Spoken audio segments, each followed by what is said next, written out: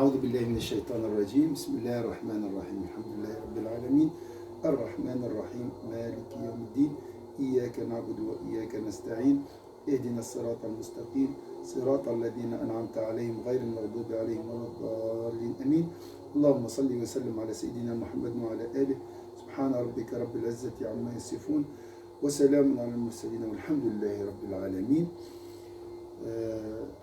Donc la suite de notre cours concernant le nom d'Allah, le grand pourvoyeur. Donc les versets mentionnés, les hadiths mentionnés dans ce texte servent de remède pour le cœur affligé par l'indigence.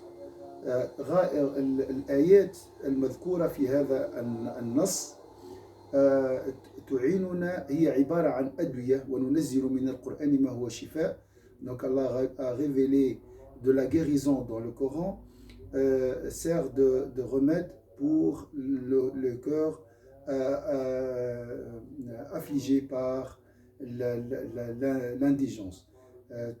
تفيدنا هذه الآيات نستعملها كدواء لما نخشى الفقر. Il ajoute: pense-t-il que les richesses et les enfants dont nous les pourvoyons soient une avance que nous nous empressons de leur faire sur les biens de la vie future? Quelle inconscience! Pense-t-il que les richesses et les enfants dont nous les pourvoyons soient une avance que nous nous empressons de leur faire sur les biens de la vie future? Quelle inconscience! Al-Mu'minun 55-56. Donc ces versets parlent de ce groupe qui pense que les richesses matérielles est un signe de l'agrément d'Allah Azza wa Jal. بعض الناس يعتقدون أن المادة أو الرزق المادي هو دلالة على رضا الله عز وجل، في حين أن الله عز وجل يعطي هذا الرزق للجميع. Allah donne la subsistance matérielle à tout le monde. Nous accordons abondamment nos bienfaits aux uns et aux autres, sans que personne en soit exclu. Considère comment nous avantageons les uns par rapport aux autres, mais les différences seront bien plus grandes et les privilèges bien plus marqués encore dans la vie future. Donc il y a la subsistance globale. Ça c'est pour tout le monde, comme on a vu. Allah dit: nous accordons abondamment nos bienfaits aux uns et aux autres, sans que personne en soit exclu. Considère comment nous avantageons les uns par rapport aux autres, mais les différences seront bien plus grandes et les privilèges, donc ici, les différences dans la vie de l'au-delà seront bien plus grandes et les privilèges bien plus marqués encore dans la vie future. Alors ma soeur Hana, ma soeur Samira, comment utiliser ce verset comme remède pour une personne qui n'a pas trouvé un travail, qui cherche un travail sans le trouver? Donc comment vous pouvez guérir son affliction? كيف نعالج بهذه الآية الخوف من الفقر؟ يعني هذا رزق يعني تافه، يعني بالنسبة للرزق الأخروي اللي هو مرضاة الله والفردوس والجنة. نعم. لا، إذا فاتنا رزق الدنيا فالأهم هو رزق الآخرة. التفضيل الحقيقي هو في الآخرة. Mais les différences seront bien plus grandes et les privilèges bien plus marqués encore dans la vie future. شيخ Oui, هو هذا الفقر أو cette pauvreté déjà المؤمن ما خصوش يشوفها كأنها مصيبة أو la richesse comme la pauvreté et ce que Dieu Allah subhanahu wa ta'ala nous a donné, mais quand on accepte Allah subhanahu wa ta'ala en l'invoquant et en demandant يكون خير oui, في المال إذا كان فيه الخير oui, tout en acceptant son destin. Voilà. ça c'est clair aussi. Il y a des gens qui acceptent, qui bien sûr travaillent, ils cherchent du travail, mais ils sont demandés de changement. Ils veulent pas que ils délèguent à Allah Azza wa Jal. Parce que c'est vrai, la pauvreté peut être bénéfique pour mon cœur. Et je ne suis pas sûr que la richesse est bénéfique pour moi.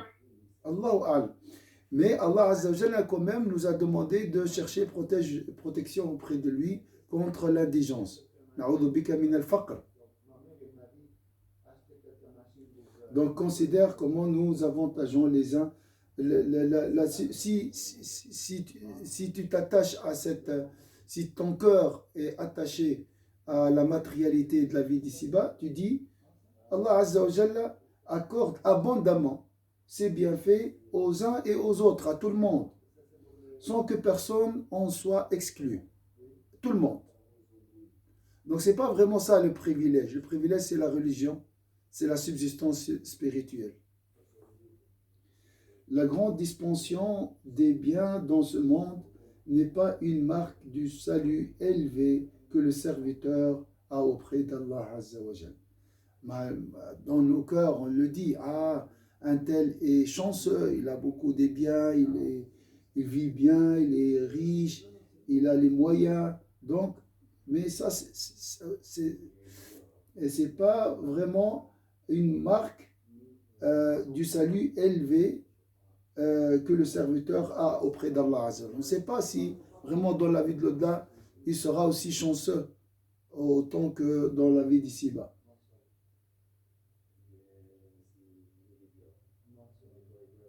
De même, non?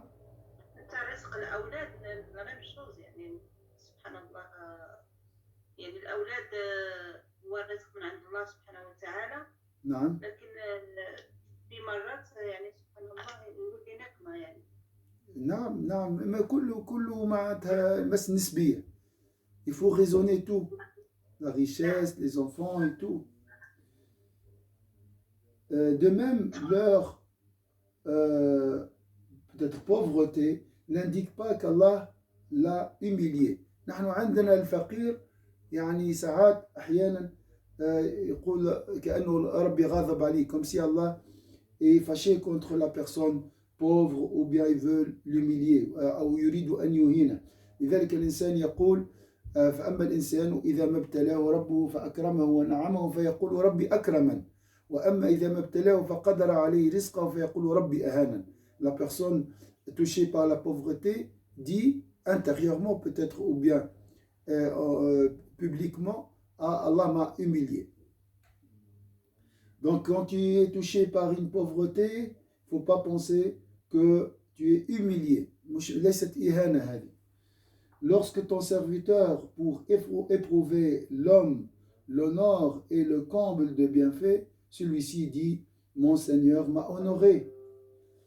Mais lorsqu'il l'éprouve en lui mesurant ses faveurs, ou bien en diminuant ses faveurs, ses biens, l'homme s'écrie, mon Seigneur m'a humilié. Eh bien non. Donc, lorsque ton Seigneur, pour éprouver l'homme, c'est une épreuve, hein? Lorsqu'il t'honore, l'honneur et le comble de bienfaits, lorsqu'il te comble de bienfaits, ça c'est une épreuve. Et je pense est autant difficile ou bien plus difficile que l'épreuve par le bien, par le mal. Lorsqu'il te donne de l'argent ou des biens, les moyens, ça c'est une épreuve et peut être plus difficile que l'épreuve par l'indigence. Lorsque ton Seigneur, pour éprouver l'homme, l'honneur et le comble de bienfaits, celui-ci dit, mon Seigneur m'a honoré. Hein? On pense toujours, c'est lié donc l'honneur à l'argent, d'accord? La pauvreté à l'humiliation. Mais lorsqu'il l'éprouve en lui mesurant, diminuer ici, qadara yani anqasa, mesurant ses faveurs, l'homme s'écrie, mon Seigneur m'a humilié. Eh bien non. Donc la personne touchée par une pauvreté, elle peut utiliser ce verset comment?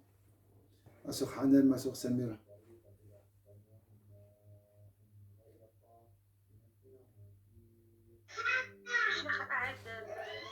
Donc, si je suis touché par une pauvreté, je ne trouve pas de travail, j'ai un licenciement, j'arrive pas à payer mes factures, tout ça, c'est une difficulté dans la vie. Comment il peut utiliser ce verset pour remédier à cette situation? On parle psychiquement surtout ici.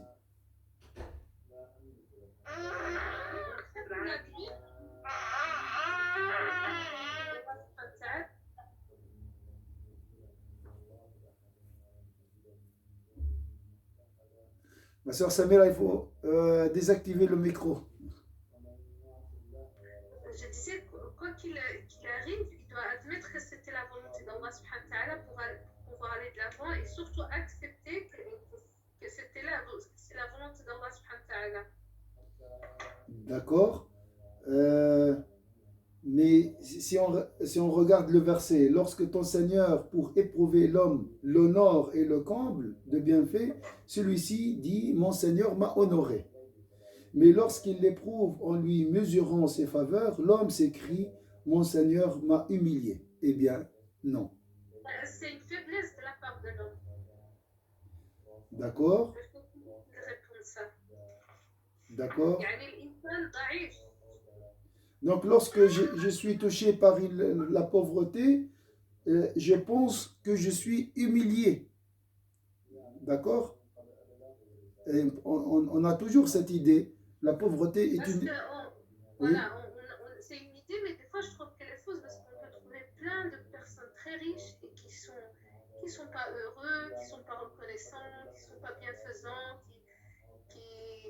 voilà, et après on peut trouver des personnes pauvres mais qui sont tellement gentilles, attentionnés, qui sont généreux, etc. voilà. Donc, on peut dire... ربي Oui, سبحانه تفضل. وتعالى كيبغي ربي سبحانه وتعالى كيبغي يمتحن الإنسان بالخير والشر باش يشوف واش غيشكرو ولا لا. Voilà, ça c'est... Tu dis, ça c'est une épreuve. J'ai des difficultés financières. Ça c'est une épreuve d'Allah Azza wa Jal. C'est pas... Ces difficultés ne sont pas une humiliation de la part d'Allah Azza wa Jal. D'accord? Même si les gens euh, pensent que je suis humilié ou bien je suis pauvre, d'accord? Le plus important, c'est le regard d'Allah. Pour Allah Azza wa Jal, donner de l'argent, c'est pas un signe donc avoir les moyens, c'est pas un signe d'honorification, d'honneur, et être privé de l'argent, c'est pas un signe d'humiliation. يعني لما ربي يعطيك المال ليس هذا علامة على إلا إذا استعملته في الصالحات bien sûr. ليس بالضرورة دلالة على إكرام الله لك، نعم، وإذا منعك من المال فليس هذا دلالة على إهانتك. هذا الشعور. Oui. ابتلاء بالغنى والفقر.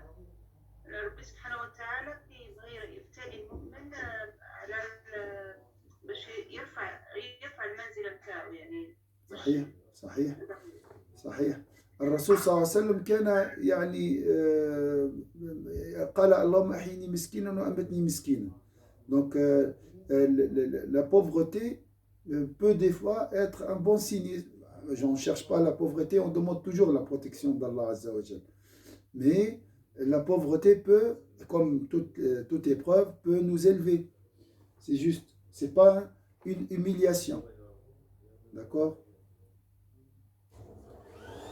Et d'autres termes, et il ne faut pas penser aussi, regarder les autres, dire ah voilà, il a les moyens, et il a, je ne sais pas moi, un poste, il a des enfants, alors que moi j'ai rien.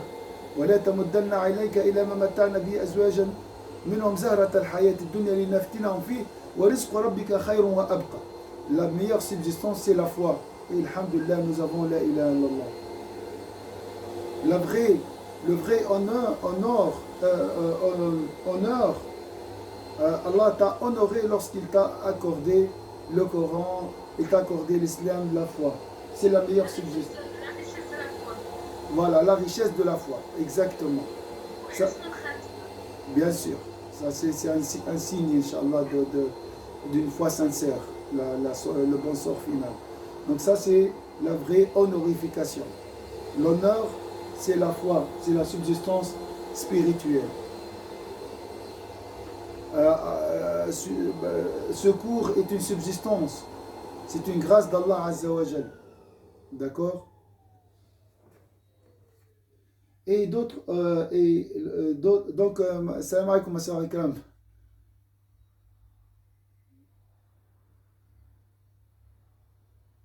Peut-être elle ne peut pas répondre. Alors, si tu m'écoutes, si tu m'entends, alors ici, on a dit, on s'est arrêté sur quelques versets pour remédier à cette peur concernant la subsistance. On a peur de perdre un travail ou bien d'être humilié par manque de moyens et tout.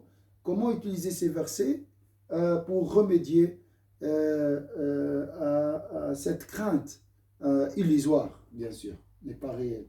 Allah, comme on a vu, il a dit, nous accordons abondamment nos bienfaits aux uns et aux autres sans que personne en soit exclu. Donc, attention, la connaissance des noms d'Allah Azza wa Jalla doit être constructive, une connaissance appliquée. On doit les appliquer dans notre vie, les utiliser comme moyen pour se tenir debout et pour mieux vivre, pour notre bien-être. Et d'autres termes, Allah Azza wa Jalla dit, si j'octroie mes faveurs à quelques-uns, cela ne signifie pas nécessairement qu'ils soient dignes auprès de moi. On voit, il y a des gens qui disent, ah, mashallah, lui, il ne prie pas, il n'est pas, mais il a les moyens. Tout comme celui à qui je donne peu de faveurs n'est pas forcément avili auprès de moi. En fait, la richesse, la pauvreté, l'aisance et l'étroitesse ne sont qu'une mise à l'épreuve de la part d'Allah afin que le reconnaissant se distingue de l'ingrat et l'endurant de l'impatient. Un joli passage. Allah Azza wa Jalla a dit, donc, si j'octroie mes faveurs à quelques-uns, c'est pas un verset, hein, c'est juste l'explication. J'octroie mes faveurs à quelques-uns, cela ne signifie pas nécessairement qu'ils soient dignes auprès de moi.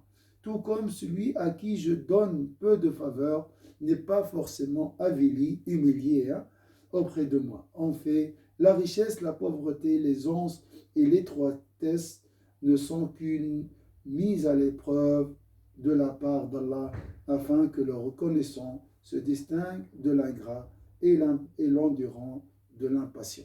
Alors, en cas d'aisance, d'accord, en cas de richesse, hein, si Allah t'a éprouvé par la richesse, tu dis Alhamdulillah.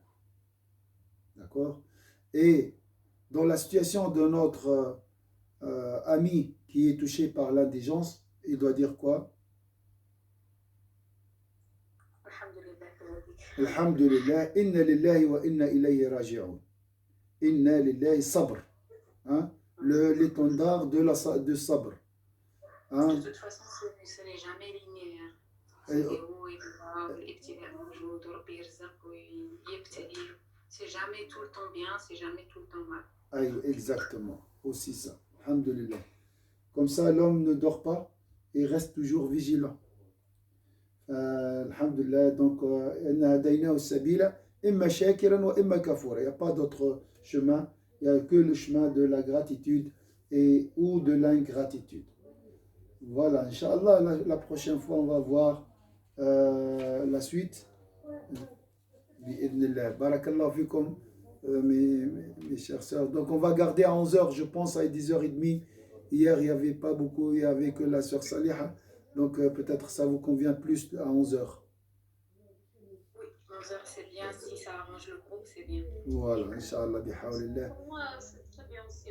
Ok, ça marche très bien. Inch'Allah, shukran jazilan. Rabbi ya'tikum rizq ad-dunya wal akhirah. Qu'Allah vous donne de la subsistance. Inch'Allah, toute subsistance dans la vie d'ici-bas, dans la vie de l'au-delà, Inch'Allah. شكرا جزيلا. السلام عليكم. نعم. سؤال من فضلك. تفضل اختي الكرام. نعم. بالنسبة للاعتكاف نعم. pour la nuit de samedi.